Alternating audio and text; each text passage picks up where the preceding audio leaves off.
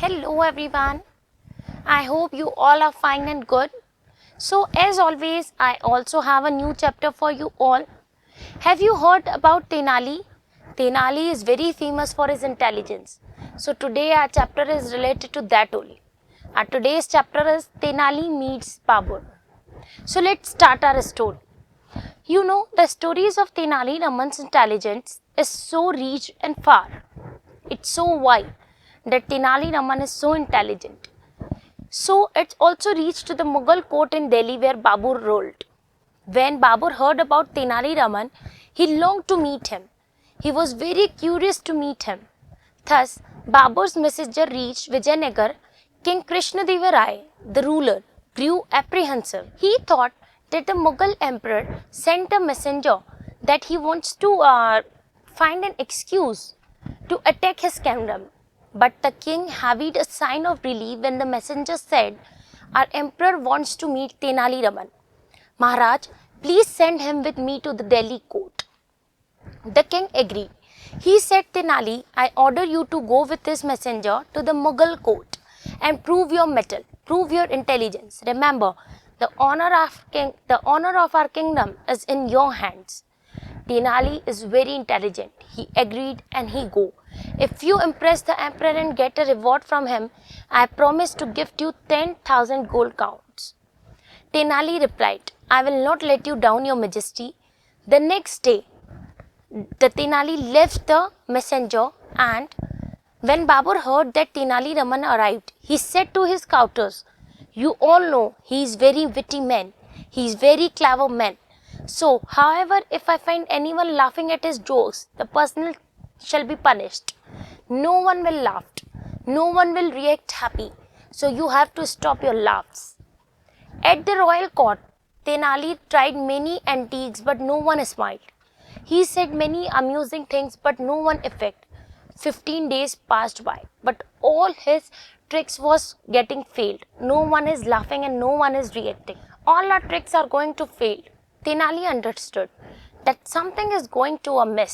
He realized that the Mughal courtiers were deliberately keeping a face. Tenali knew that defeat would mean losing prestige and honor of Vijayanagar, as well as his position there, so he thought a fresh plan. Babur was in the habit of going for a walk every day. He would be accompanied by a minister. The minister's job was to carry pouches of gold coins to distribute to the poor on the instructions of the king. One day, Tenali disguised himself as an old laborer with a spade on his shoulder and a mango sapling in his hand. Having served Babur's route closely, Tenali found a spot by the Yamuna river where he knew Babur would see him. When Tenali spotted Babur approaching, he began to tick the ground, and Babur was surprised to see an old man with a white beard planting a mango sapling.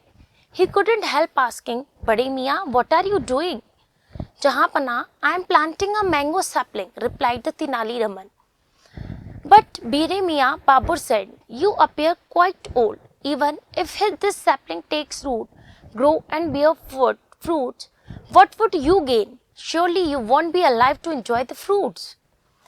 "I am not planting it for my own sake, Jahanpana, but for others. I enjoyed the fruit of the trees planted by my father, and now this tree will bear the fruit for those who live after me, and that will be my reward." "I like your idea," Babur responded admiringly. "You are a king man who cares for others. Take this coin and plant more trees." The Babur was really impressed by this. The emperor asked his minister to give the old man a couch of containing gold coins. Accepting the gold coins, the old man bowed gratefully and said, "May gold grant the emperor of long life. You see, normally people get fruit many years after planting a tree, but I got it immediately. It shows that consideration for others definitely pays." And here in this, Babur gave another bag of coin because he is very impressed by the Tenali Raman voice, because he is in a face of old man. Again the old man said, "You are really made this old man happy, while this tree, when mature, will bear fruit only once a year. You have rewarded me twice already." Babur replied, "Well said, again you deserve a reward." And Tenali received third bag of coin. Alaram, the minister advised Babur, Your Highness, this old man appears to be quite wise. He is too clever. Let us move ahead before his witty remarks force you to empty your treasure right here.